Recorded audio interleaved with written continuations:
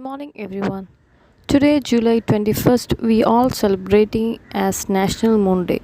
On this day, Neil Armstrong walked on the surface of the moon in the year 1969. Today is the 53rd anniversary of Neil Armstrong's first landing on the moon.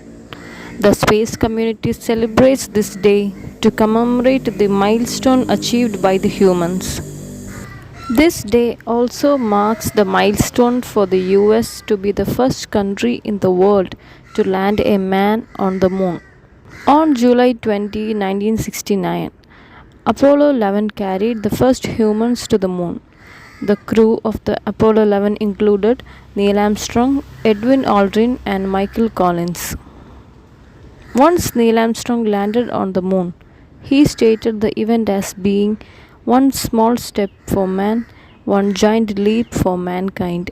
10 more astronauts made it to the moon after them, as part of 5 more landings. The day doesn't just celebrate the landmark mission, it also celebrates future mission. Thank you and have a nice day.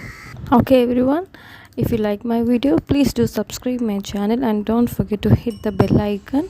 Also please like, share and comment my video. See you in the next video. Until then, take care. Bye bye. Thank you.